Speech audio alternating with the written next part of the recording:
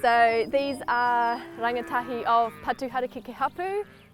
This is their whenua, this is their place, and it would be awesome if they can feel a sense of connection here, feel drawn to these places, recognise the significance, like where they've come from and where they'd like to go as we walk to each of these places. So we can have some fun, go up to the dam and kayak and learn about the forest and that. Yeah, get to know each other, get to know where our ancestors came from. Yeah, nice. I learn about the different bird calls. Yeah.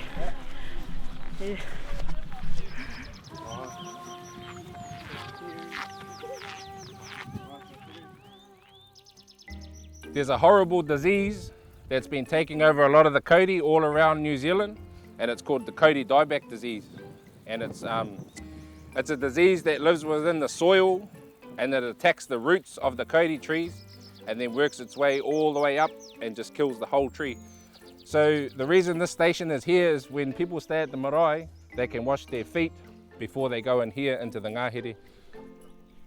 So you wash your own shoes and then the person behind you will spray the bottom of your feet. There's heaps of kauri up there, so it's really important that we do our bit to protect them and look after them, because to us they're rangatira rākau, they're our tuakana, and by sharing this knowledge they'll still have things like kauri up there still growing by the time they get to adulthood. Before Captain Cook called it tea tree, it had its own name. What was it? Kānuka, cool. An easy way to tell kānuka and mānuka, if you can touch it, if you grab those leaves and they're nice and soft, you think of K for kānuka, K for kind. And if you think of mānuka, M for mean, M for mānuka. That's the easy way to remember.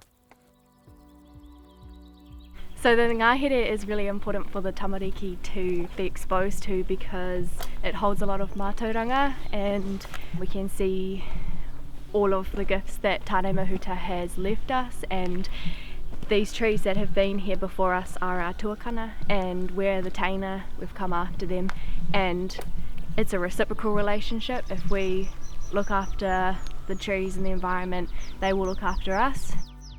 They hold medicine and knowledge and shelter and food. Bringing the rangatahi here to see it and to talk about it can show them right here the abundance of knowledge and mātauranga that is here for us to learn. So remember back down at the marae we were going to talk about some of the ways we can work out what's going on in the ngahere. So one of them is a bird count. So it's what we can hear and what we can see, okay? If we can get in our two groups, please. And so Zaves, if you want to jump over there, yeah. In one group, and one group come over here with me.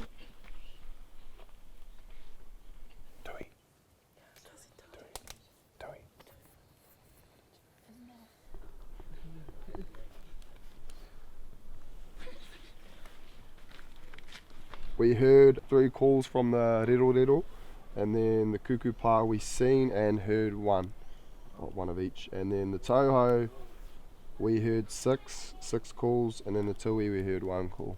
We heard a few birds, but not a lot. Yet if we did pest trapping in here for a year, got our stoat numbers, our possum numbers, all those bad things for New Zealand down, the bird life will pick up.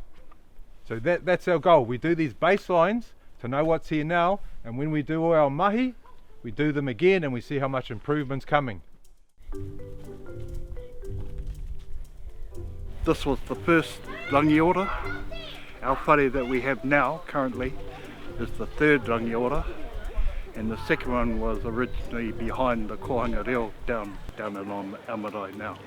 But this was the first one, so this was a defensive part of our tupunas.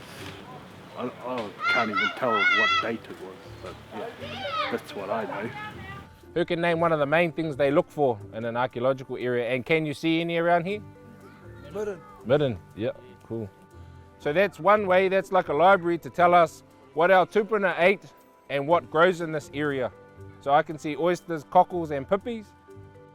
Think about when this was a defensive pa, how you would have protected all your whānau, where you would have had fences, how you would have got around, where you would have put your waka. This is where our ancestors used to live, and we can track our ancestry from who was last here and where we moved from up here down the landscape. So this is a tonga. This is very precious, especially for us Māori. This tuna here, this sustained us, our people, when we got here. Feel it. Yeah, come in and touch it. You're gonna scare us. No, that's all right. So right inside their skin, they have these tiny, tiny scales, and they use their slime. Their slime as a defense mechanism. That's when you feel it all slimy. One of the defense mechanisms, they can bite really hard. When I was a kid and we were getting eels out of Pukikowi Awa, I threw one up onto the bank and I put my arms out like this, and the eel came in like this, bit me here, and I was like, so I bit him and he let go. True story. True story, okay? Before it was a dam, it was actually a stream.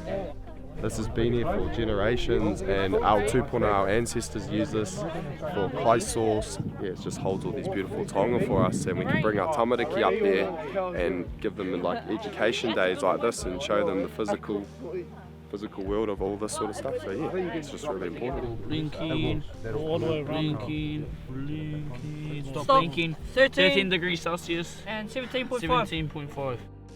Temperature is a really big factor for our freshwater fish. If it gets over 22 degrees Celsius to 30 degrees Celsius is a danger point.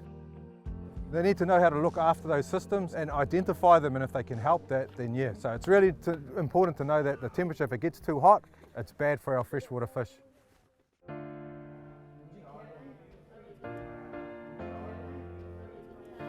Biodiversity is how many different species and things there are. Trees, birds, fish. These questions are gauging their interest and interactions with the dam and the streams coming off, and it's really just getting an idea of their engagement. Seeing whether we can do something to improve that. If you were a tuna in Pukekohe Dam, what would you see? That I can feel people's feet. Don't eat me. Or protect my home. That's a good one. That's a good one.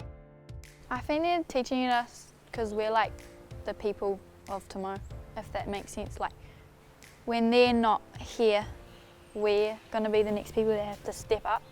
They're trying to get us interested in their stuff because to protect our environment and to protect the species around us. I'm a rangatahi and I've been really well supported in this space, so I'd really like to keep that support going for my cousins. We ultimately are the future, and we're going to be here in 50 years and 80 years with our kids and grandkids, and we want to be able to have a say in how we protect it and maintain our environment in a way that's really important to us.